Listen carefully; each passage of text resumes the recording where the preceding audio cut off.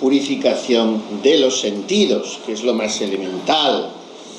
Esto estamos hartos de oírlo, que los sentidos son las ventanas del alma.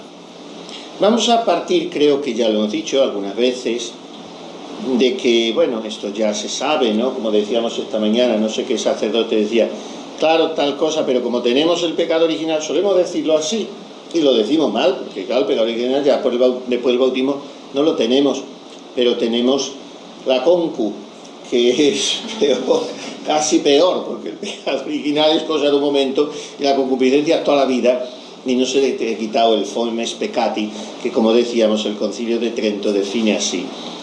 Eso que sin ser pecado, del pecado procede y a él inclina. Y estamos siempre con la ley esa de la iniquidad en nuestros miembros, que dice San Pablo, lo que quiero hacer no lo hago y lo que detesto es lo que acabo haciendo, ¿no? Nuestros primeros padres fueron criados con esos dones que los teólogos llaman preternaturales, que son la impasibilidad, por eso decíamos, sin pecado original no hay enfermedades ni sufrimientos, la inmortalidad, que es un misterio después la propagación del género humano siendo inmortales, y cómo esto se iba a llenar de gente. Bueno, que eran inmortales no significa que permanecieran en la tierra todo el tiempo, sino que iban siendo trasladados al cielo sin morir. Otro don de la creación. Impasibilidad, inmortalidad, ciencia, o sea, ya traían sabido todo lo que les convenía saber. No es ciencia infusa de todo, pero sí ciencia de las cosas convenientes. Y el primero, que estoy dejando para el último, de los dones preternaturales, la integridad, que es algo maravilloso. Imaginen ustedes el desquiciamiento tan rotundo, tan siniestro, tan triste, que supuso el pecado original, porque pervirtió absolutamente todo. Y no es lo malo que nos pervirtiese a nosotros, no es lo malo que imprimiese en nuestros miembros, en nuestra mente, en nuestra alma, en todo, en el cuerpo y en el alma, en la voluntad, en el entendimiento, la ley de la iniquidad. No es lo malo que a partir de entonces sufrimos, morimos, somos unos purísimos ignorantes en todo y por todo, y no tenemos integridad. Lo malo es que defraudó el plan de Dios. Lo malo es que el pecado original desilusionó a Dios, dio un mentís a la misericordia de Dios, y para siempre. A nosotros nos desquició para siempre, y a Dios le desilusionó para siempre la libertad del hombre. Es terrible. Ahora Él ya se dio trazas y mañas, como que es Dios, para recomponer la cosa. Pero es una recomposición que tenemos nosotros que soportar, lo contrario no hubiera sido justo por parte de Dios, a base de parches. O sea que Dios no es el que dice, aquí no ha pasado nada. Eso no es la misericordia, aquí ha pasado mucho.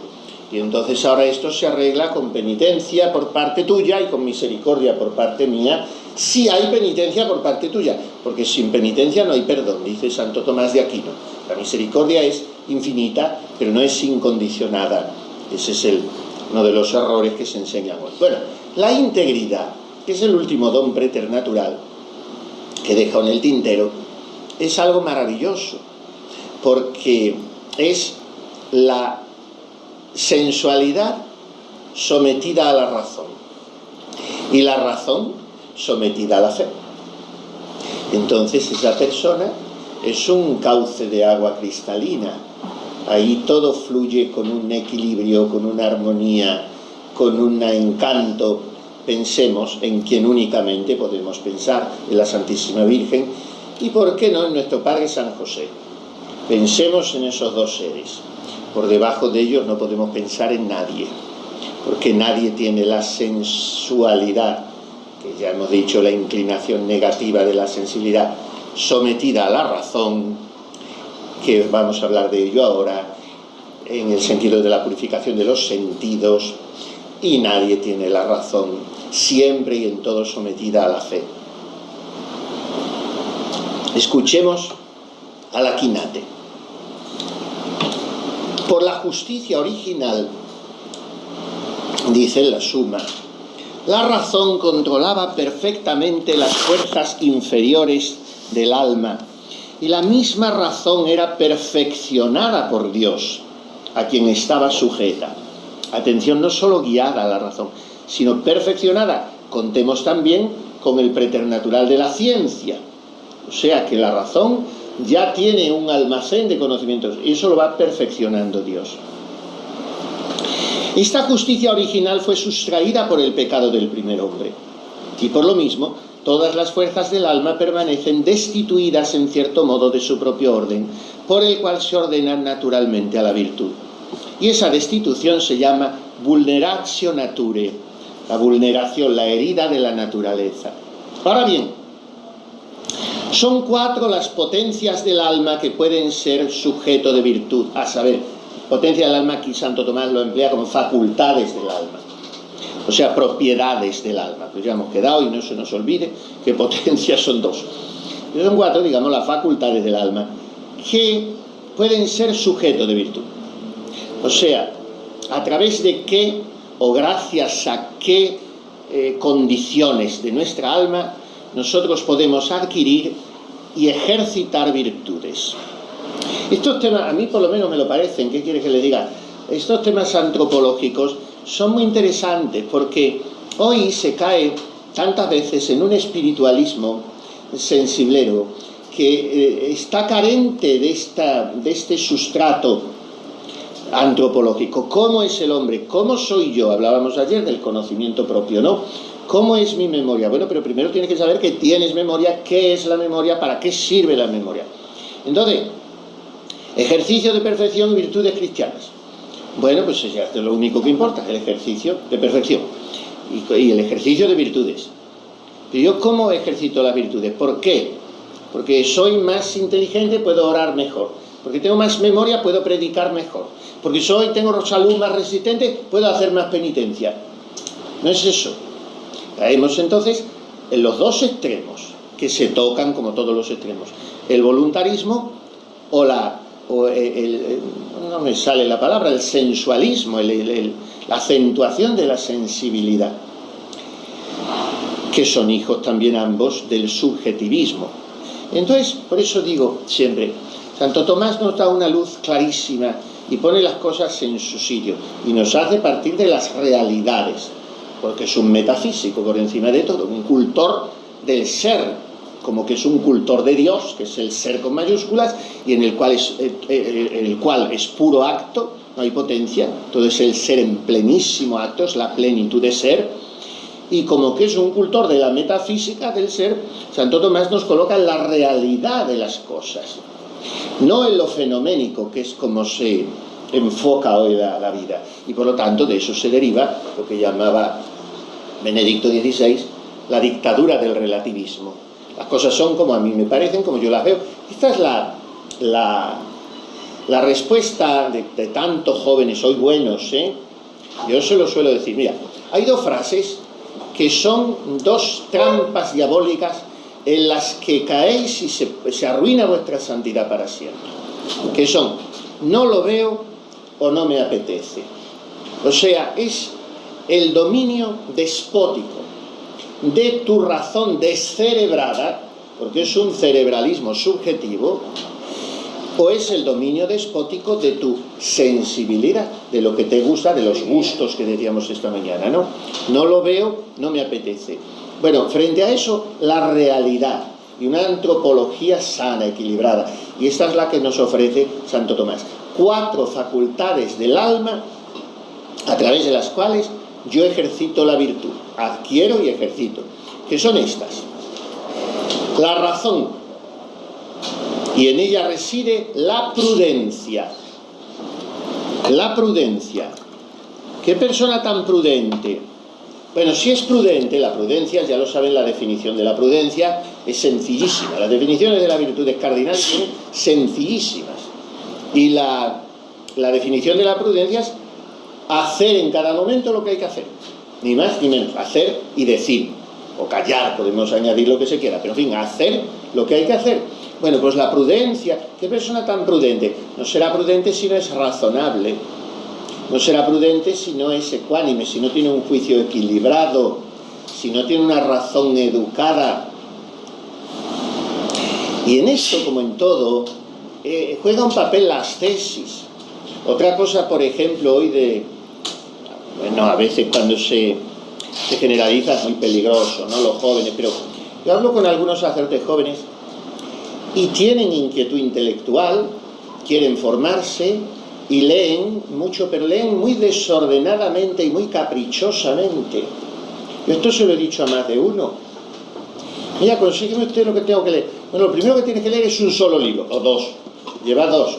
Uno de lectura espiritual y otro de estudio, o si quieres incluso puedes llevar tres, otro un poquito más ameno para ciertos ratos, pero sabiendo en qué línea te colocas con cada uno y persiguiendo un fin. No es cada libro que caiga en tu mano y ahora deja uno y ahora la mitad. ¿Por qué? Porque hay una falta de disciplina de la razón y hay un afán de saber que deriva en curiositas, no en estudiositas. Volvemos a lo de esta mañana. Entonces, primera facultad del alma con la que ejerzo la virtud, la razón, en la cual radica la prudencia. Segunda, la voluntad, en la que reside la justicia. La justicia también es virtud cardinal que se define lapidariamente. Unicuique sum, a cada uno lo suyo.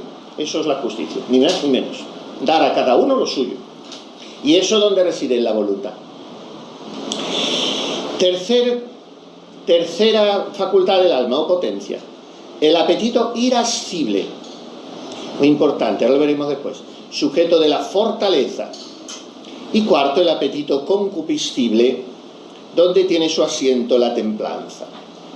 Así pues, en cuanto la razón queda destituida de su orden a la verdad, y este es el grandísimo, gravísimo problema de hoy, que hoy no hay verdad, hay miles de verdades que ni siquiera son verdades, que son opiniones, que es el grado ínfimo de la verdad. No olvidemos, la opinión es el grado ínfimo de la verdad. O sea, que puede no ser verdad. Es una partícula tan minúscula que se deshace en el aire. Bueno, eso es su opinión, eso es opinable. No, si aquí se trata de buscar juntos la verdad. Entonces, la verdad, ¿qué pasa? Que si la razón no la busca, tenemos la ignorancia, que es una herida. Vulnus ignorantiae, la llama Santo Tomás. La herida, antes hablábamos de que el pecado es vulneratio naturae, vulneración de la naturaleza. Y ahora a la ignorancia le llama lo mismo. Vulnus ignorantiae, vulnus rationis, podría decirse también. Es una herida de la razón. Así pues, si la razón queda destituida de su orden a la verdad, tenemos la herida de la ignorancia. Si la voluntad queda destituida de su orden al bien, tenemos la malicia, vulnus malitiae. Es que soy libre, es que esto es, ahora somos libres, ahora la sociedad es libre, ahora hay libertad de expresión. Pero es que eso no es libertad, lo que hoy se llama libertad no es libertad, porque la libertad solo lo es para el bien. Esto lo explicó admirablemente Juan Pablo II en su encíclica Veritatis Splendor. Solo es libertad para el bien. Si el apetito irascible queda privado de su orden a lo arduo y difícil, viene el vulnus infirmitatis, o sea, la herida de la debilidad. Cuando el apetito irascible, que es lo que tiende a lo difícil, se ablanda, se ammorbidisce, me viene en italiano, en fin, se hace fofo, que es lo que son hoy tantas voluntades, ¿no? Ayer cuando planteaba yo a ese joven eso de la convivencia que les decía antes, digo, mira, me acaban de mandar esto y comprendo bueno, yo no le decía comprendo nada, yo le decía promuévelo, ya está, ahí tienes la noticia, se la repasé y me dijo, ay, qué interesante, don Alberto, qué bien, pero claro, es que de verdad faltan 2 o 3 días, dice, no sé, lo veo difícil. Y le dije yo, no te consiento que me digas nunca jamás esa frase. A mí no me la repitas. A quien te la aguante dice, a mí no. ¿Lo veo difícil? No. Porque no es que tú lo veas. Primero, que las cosas no son como yo las veo. Eso para empezar. Segundo, que es difícil. Y por eso te lo mando. Por eso te lo mando. Por lo tanto, per aspera ad astra. Tenía yo 13 años y acabé la EGB. Tuve unos maestros buenísimos en un colegio público que tuve yo. Me enseñaban catequesis lo primero del día, con un taco. Don José Quintana, creo que tiene un sobrino sacerdote que estuvo conmigo en el arciprestazgo. Y tenía una caligrafía, también me la enseñó. La caligrafía, la urbanidad, la cultura general de aquellos maestros que ya no hay.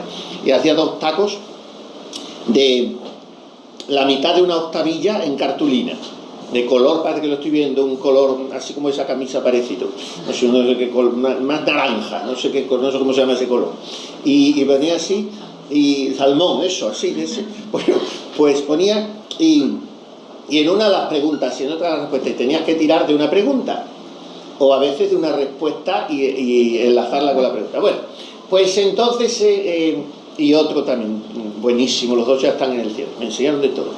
Y entonces hicimos una foto de fin de curso, cuando ya dejábamos EGB, y yo quise que me la firmaran todos los profesores, todo, y la tengo muy guardada. Y detrás, el otro, que era igual de bueno que este, don Juan León, me puso, Alberto, per aspera ad astra. Y el latín, que nosotros estudiábamos latín y yo, ¿sabe? Pero lo busqué, además sabe, es que eso se sabe casi solo. Per aspera ad astra, por las cosas difíciles, aspras a las estrellas. Entonces es lo difícil. Si el apetito, yo se lo digo a todos los curas, les digo mucho por tener una temporada, comprarse sería más barato o mejor, lo que sea, el Opel Astra, a todos. Yo se lo decía, acuérdate, per aspera ad astra. Bueno,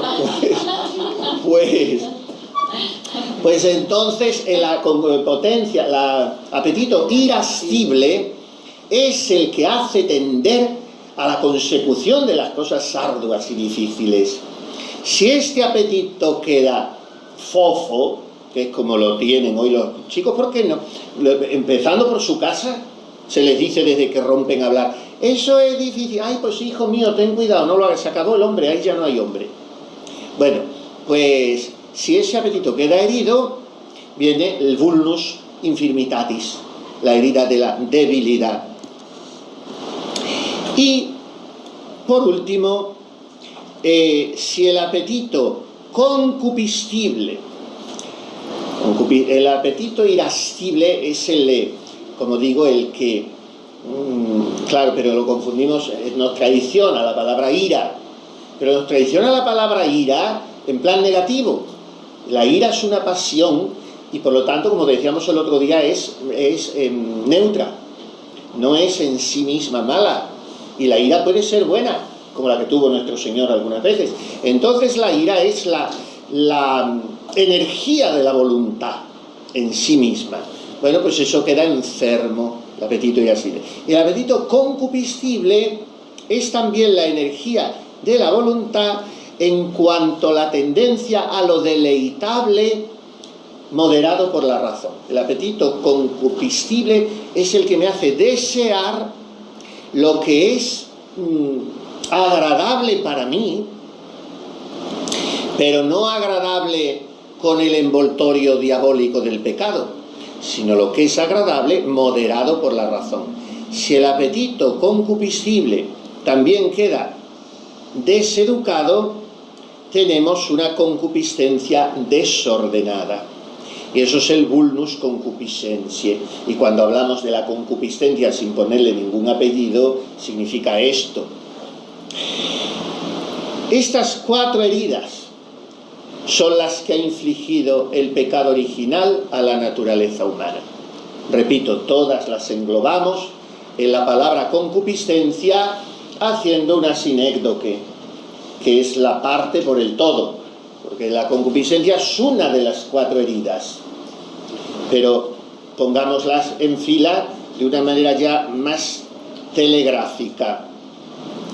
Las heridas son la ignorancia, la malicia, la debilidad y la concupiscencia propiamente. Esas son las 4 heridas y todas las englobamos en el nombre de concupiscencia. Pero estas heridas son, repito una vez más, producto del pecado original. Pero luego nosotros hurgamos en ellas, les echamos sal y vinagre con los pecados personales. De manera que los pecados actuales lo que vienen es a encarnizar todavía más esas 4 heridas, a hacerme más ignorante, más débil, más malicioso y más concupiscente.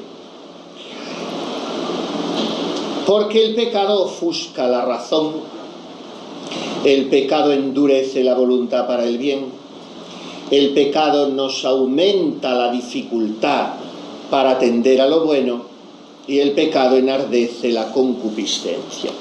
Bien, habiendo dicho este preliminar que nos ha llevado 22 minutos, vamos a hablar de la purificación activa de los sentidos.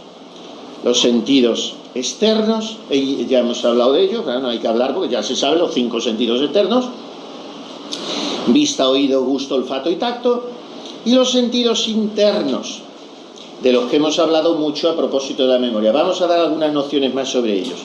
Los sentidos internos, ¿por qué se llaman así? Porque son sentidos, porque nos hacen sentir, pero sus órganos no aparecen al exterior del cuerpo, así como los órganos de los 5 sentidos externos están en el cuerpo.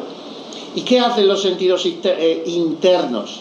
Recogen, conservan, estiman y evocan las sensaciones ya pasadas.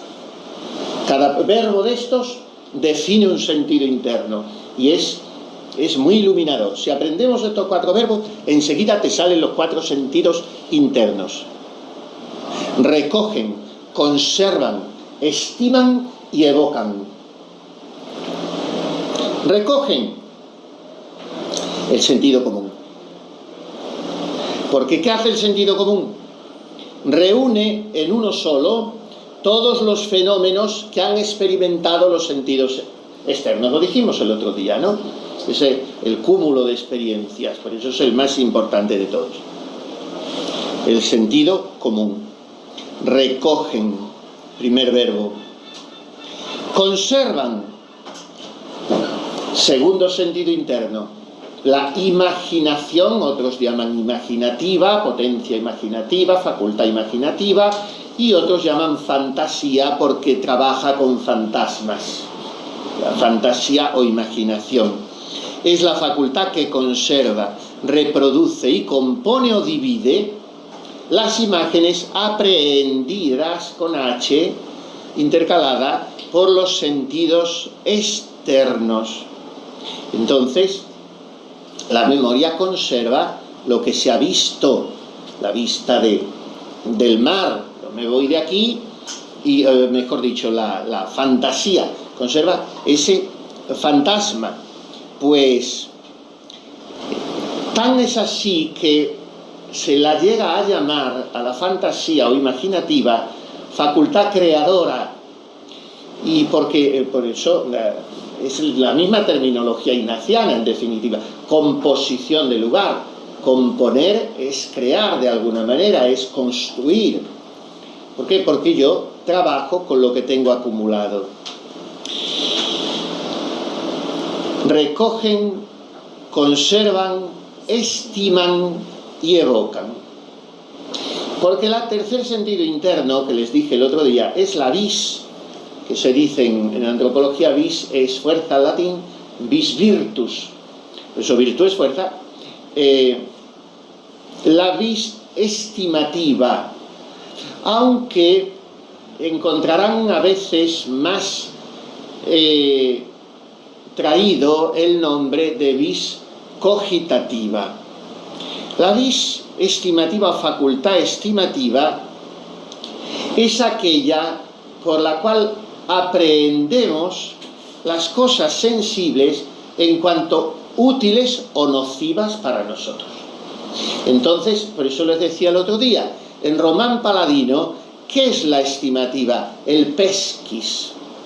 La estimativa es lo que más, en este plan de percepción de las cosas, lo que más nos hace parecidos, lo voy a explicar así un poco, estilo me la cargué, lo que más nos hace parecidos a los animales.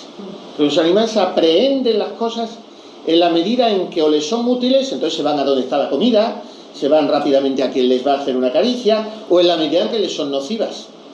Y el perrillo al que le ha dado una patada vuelve a pasar al lado de él y huye. Entonces eso es la vis estimativa. Recoge el sentido común, conserva la fantasía o imaginación y estima, o sea, valora las cosas, la vis estimativa.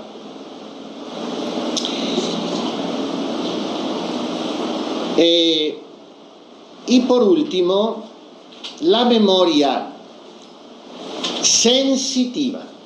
Ayer hablábamos de las dos memorias. La memoria intelectiva es parte del entendimiento. Y sin que sea una potencia de suyo, forma parte de una potencia. Pero repito una vez más, no es una tercera potencia. Y luego está la memoria sensitiva, por eso cuando se habla de memoria hay que distinguir, y anoche ya lo hicimos un poco más tranquilamente, y la potencia, la memoria sensitiva es la facultad orgánica, no tanto racional, orgánica de reconocer lo pasado como pasado, o sea, como anteriormente percibido. ¿Cuáles son las funciones? Cuando dice orgánica quiere decir que viene inscrita en nuestra naturaleza, que es algo biológico. Es algo biológico. Eso.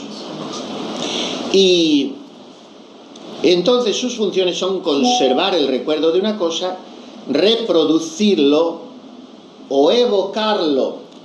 ¿Cuál es la diferencia de reproducir o evocar? Lo van a entender bastante fácil.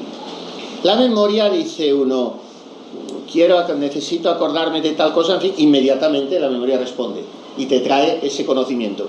Y otras veces, ¿qué me ha pasado a mí esta mañana o ayer con el padre Chauvin? Tienes que evocarlo y tienes que hacer un trabajo de memoria. A veces no te responde porque no tienes sobre ella un dominio despótico. Pero dominio despótico tengo sobre una mano si tengo los músculos bien, pero la memoria no, sobre el entendimiento tampoco.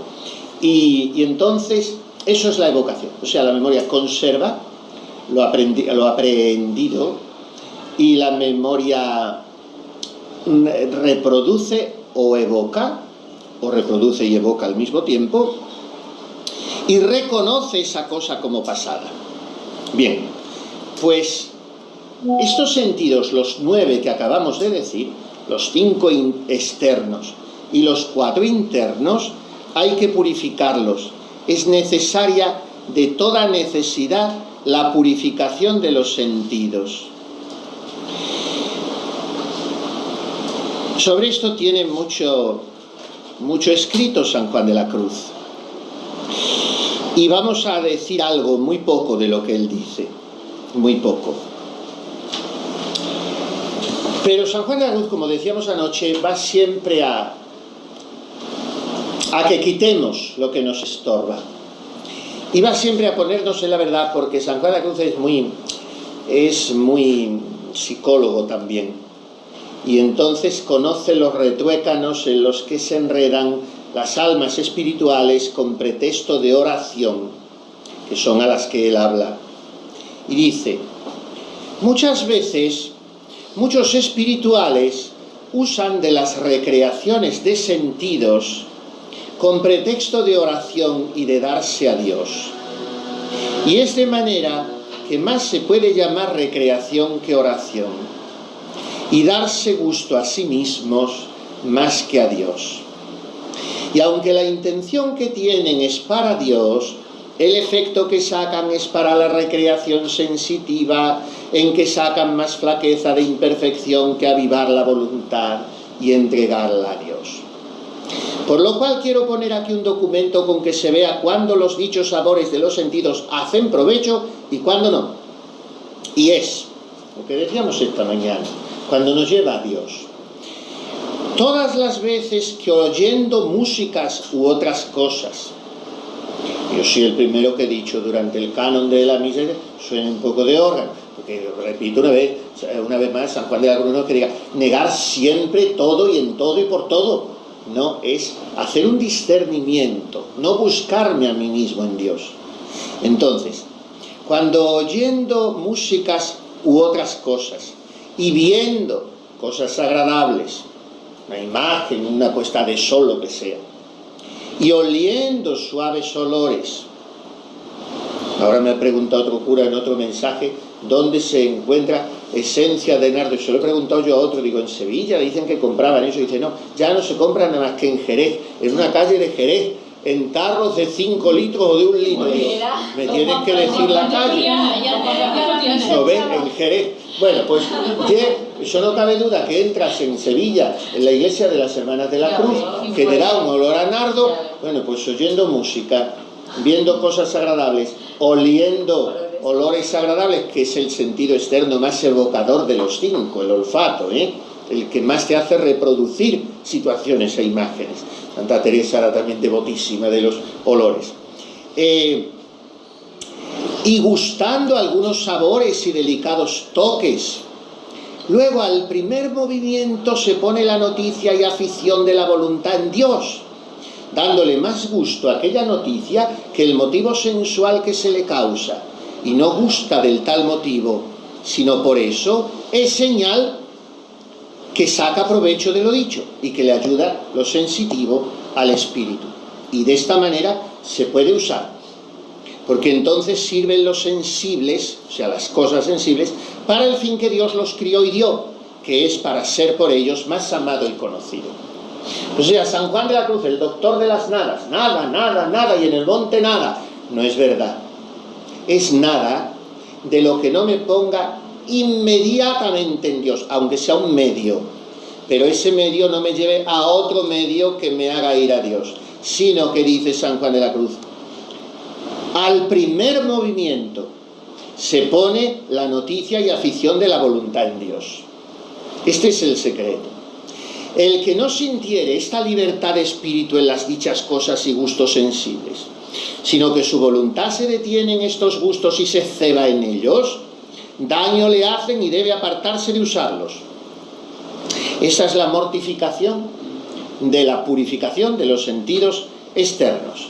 Y podíamos ir uno por uno y hablar de las clases de miradas, no solo pecaminosas, sino curiosas, las miradas esteticistas, por ejemplo. A mí me gusta mucho el arte, yo veo un cuadro y bueno, ¿hasta qué punto no me estoy yo recreando en darme ese baño de estética o de arte o de ese pintor que me gusta, y estás poniendo el pretexto en eso y en realidad pues eres un aficionado a los anticuarios? No es que eso te lleve a Dios. Es que todo esto se nos mete, todas estas cosas, y la música. No me digo porque yo estoy hablando por mí, a mí me gusta muchísimo el arte, la música, me gusta muchísimo. Bueno, pues, ¿hasta qué punto yo no es que necesite? A veces si lo necesita, yo eso se lo digo también mucho a los curas. Oye música, porque educa mucho la sensibilidad, educa mucho el gusto, la estética, pero a veces te relaja y te va bien. No, yo hago la oración, eso es muy de ahora, los jóvenes, la oración, los cojines, las cabezas de uno encima de los hombros de las otras y la musiquita de fondo que no falte. Yo entro en una iglesia que está el Santísimo expuesto, que hay adoración y hay música de fondo, yo no puedo entender eso. No puedo entender eso, porque estás poniendo ahí una cosa, una mediación que no es necesaria. Entonces, ¿hasta qué punto no te estás buscando a ti mismo en todas esas cosas, o no estás buscando echarle un cebo a la sensibilidad, porque no tiene bastante con Dios? Esto es lo que está diciendo San Juan de la Cruz. Y el oído y la lengua y todo lo que son los sentidos externos. Ahora vamos a ver la purificación de los sentidos internos y terminamos con esto. ¿Cómo se purifica el sentido común? Pues voy a ser aquí brevísimo y tajantísimo, porque el sentido común se purifica usándolo, al contrario de los otros sentidos que a veces hay que hay que moderarlos, hay que administrarlos. El sentido común se purifica usándolo, pero usándolo habiendo purificado antes los 5 sentidos externos, porque como el sentido común trabaja con lo que le proporcionan los sentidos externos, si los sentidos externos lo que estás es acostumbrado a mirar y a oír y a gustar y a tocar y a oler cosas inconvenientes, el sentido común lo tendrás atrofiado, porque el sentido común creerá. O sea, hay personas que tienen que dicen, no, yo menos mal que tengo la experiencia que tengo, porque es malicia lo que tienen, o es una inclinación a sospechar de todo, o es... ¿Por qué? Porque lo que ellas llaman experiencia es un sentido común mal educado que ha ido recogiendo experiencias negativas por sentidos externos mal usados. Entonces, el sentido común, ¿cómo se purifica? Usándolo sobre el material proporcionado por los sentidos externos educados. Y la estimativa, la bisestimativa, ¿cómo se purifica?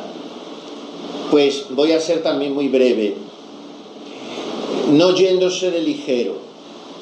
La bisestimativa se purifica con la bondad, porque a veces nos pasamos de listos, muchas veces, con la bisestimativa. Porque tú tienes en la mesa una mosca y no te has dado cuenta de que la tienes. Voy a poner este ejemplo. Y estás trabajando y levantas un lápiz y la mosca echa a volar porque se cree que la vas a matar. Esa es la bisestimativa de la mosca, como la del perro se echara a correr.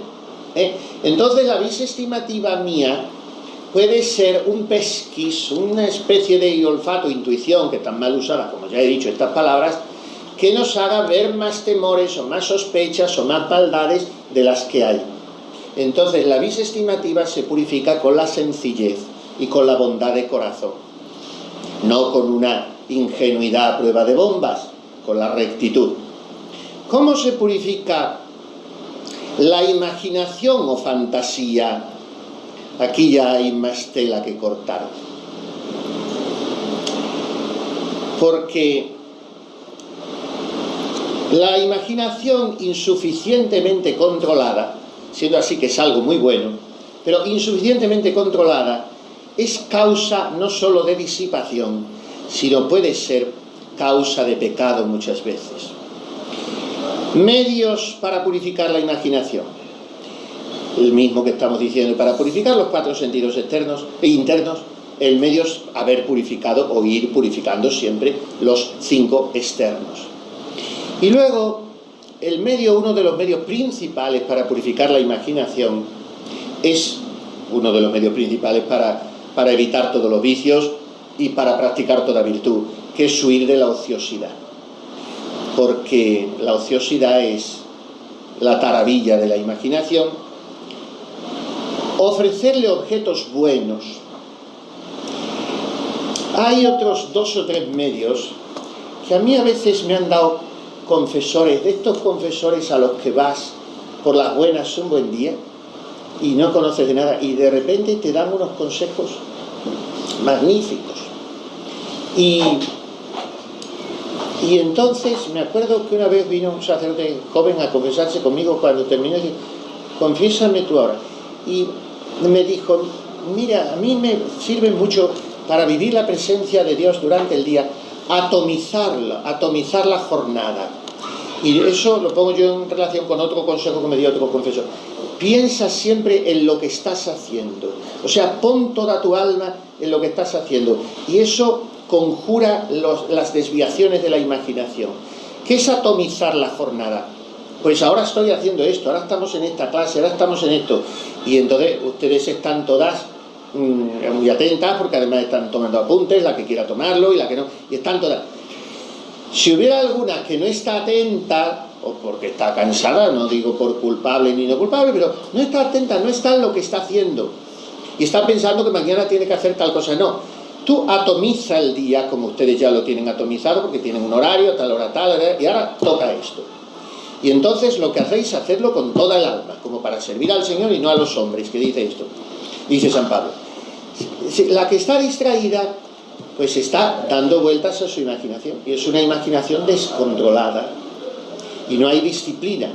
está perdiendo el tiempo y a lo mejor está dando pábulo a disipaciones o incluso a pecados.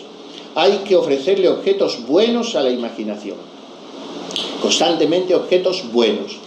Y la imaginación no es solamente de cosas malas, la mayoría de las veces es de cosas neutras pero absolutamente absurdas e inútiles. Entonces, por eso hay que educarla. Último, y terminamos, la memoria, que es una facultad importantísima.